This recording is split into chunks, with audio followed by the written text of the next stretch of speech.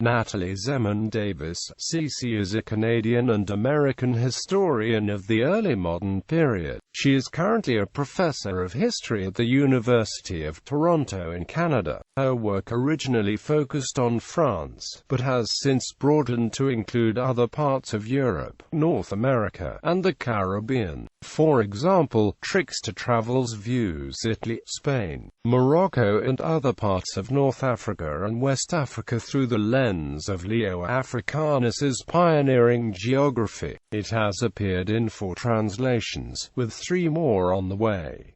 Davis's books have all been translated into other languages. 22 For the Return of Martin Guerre. She is a hero to many historians and academics, as one of the greatest living historians, constantly asking new questions and taking on new challenges. The second woman president of the American Historical Association and someone who has not lost the integrity and commitment to radical thought, which marked her early career. She has been awarded the Holberg International Memorial Prize and National Humanities Medal and been named Companion of the Order of Canada. Life. Davis was born in Detroit into a middle-class family, the daughter of 19th-century Jewish immigrants to America. She attended Kingswood School, Cranbrook, and was subsequently educated at Smith College, Radcliffe College, Harvard University, and the University of Michigan, from which she received her Ph.D. in 1959.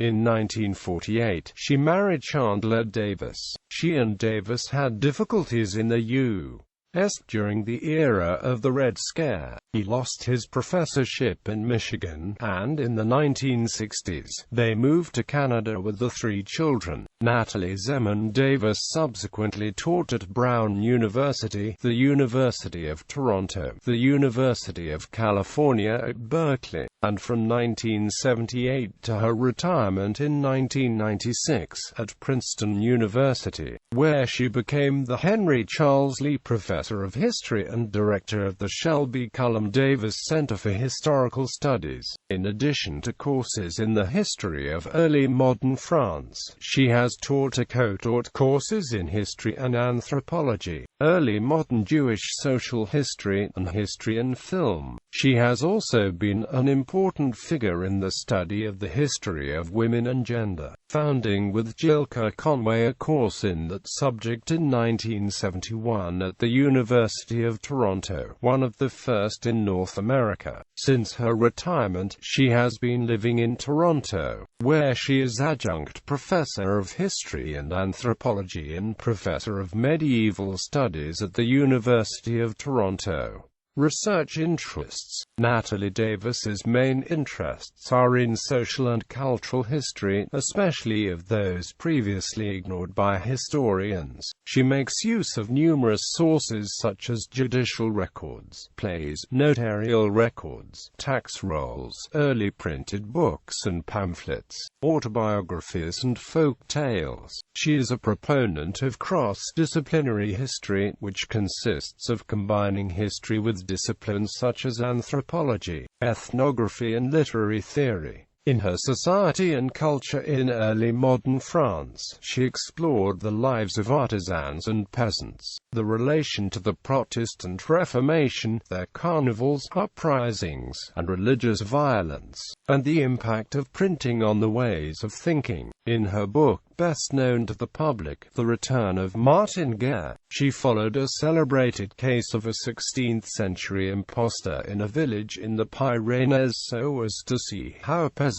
thought about personal identity, often linked with Carlo Ginzburg's microhistory The Cheese and the Worms about the radical Mille-Menecchio. Davis's book grew out of her experience as historical consultant for Daniel Vine's film Le Retour de Martin Guerre. Her book first appeared in French in 1982 at the same time as the premiere of the film. Davis's interest in storytelling continued with her book Fiction in the Archives, Pardon Tales and the Tellers in 16th-Century France, a study of the stories people of all classes told to the king to get pardoned for homicide in the days before manslaughter was a possible plea. In her Women on the Margins, she looked at the autobiographical accounts of three 17th-century women: the Jewish merchant Gliegel Hamel, the Catholic nun Marie de l'Incarnation, who came to New France, and the Protestant entomologist artist Maria Sibylla Merian, and discussed the role of religion in their lives.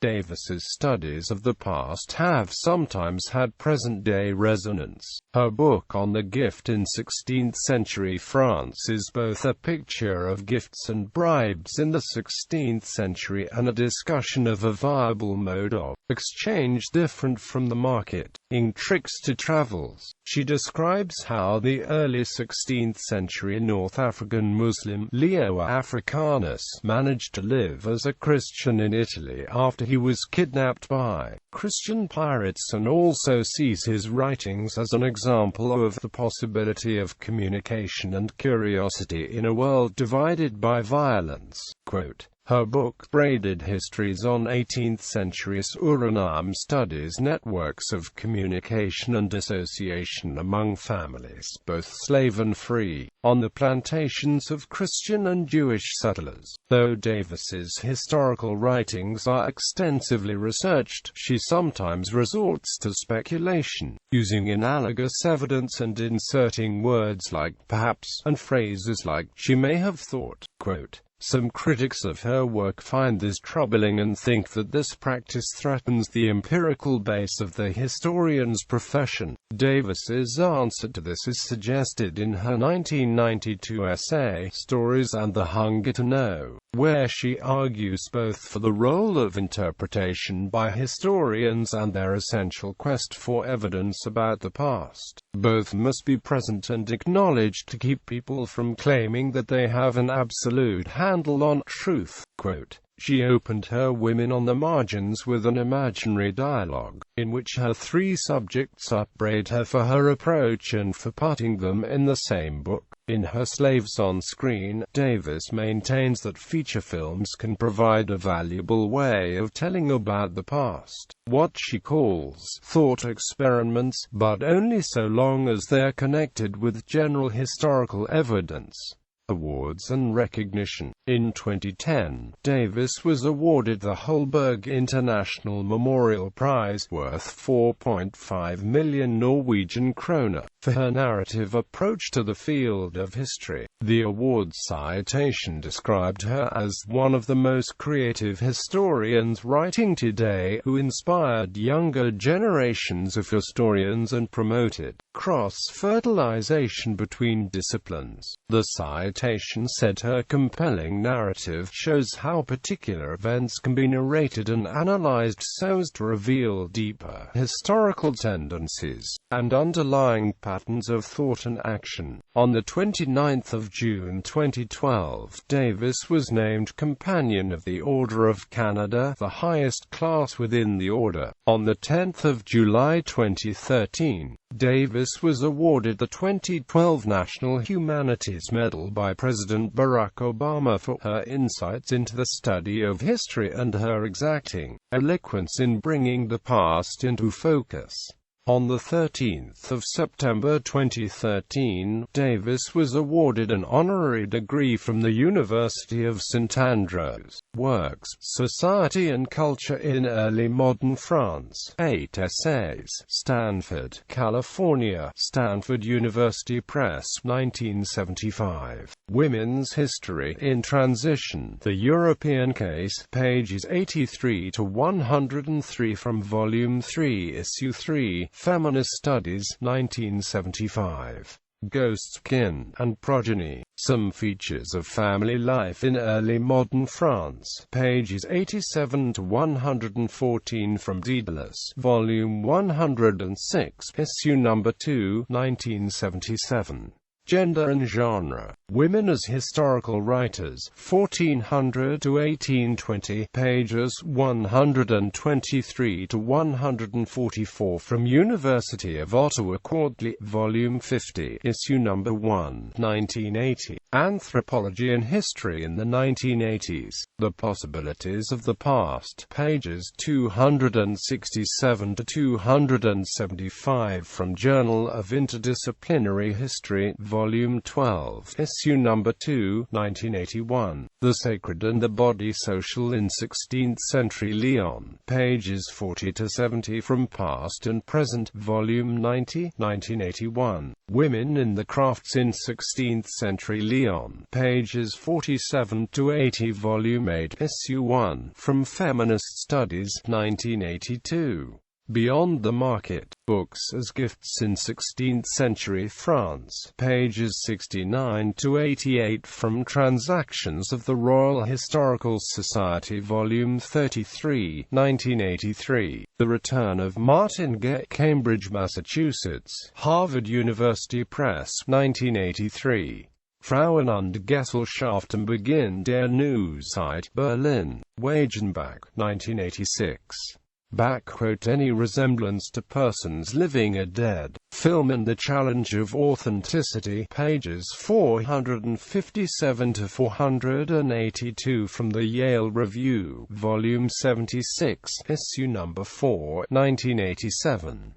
Fiction in the Archives. Pardon Tales and the Tellers in 16th-Century France. Stanford, California. Stanford University Press, 1987. Fame and Secrecy. Leon Modina's Life as an Early Modern Autobiography, pages 103 to 118 from History and Theory, Volume 27, Issue No. 4, 1988. History's Two Bodies, pages 1 to 13 from the American Historical Review, Volume 93, Issue No. 1, 1988. On the Lame, pages 572 to 603 from American Historical Review, Volume 93, Issue No. 3, 1988. Rabelais Among the Censors, pages 1 to 32 from Representations, Volume 32, Issue No.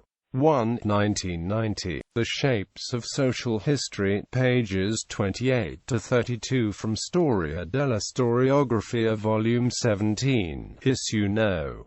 1, 1990. Gender in the Academy. Women and Learning from Plato to Princeton. An exhibition celebrating the 20th anniversary of undergraduate coeducation at Princeton University, organized by Natalie Zemon Davis. Princeton University Library, 1990.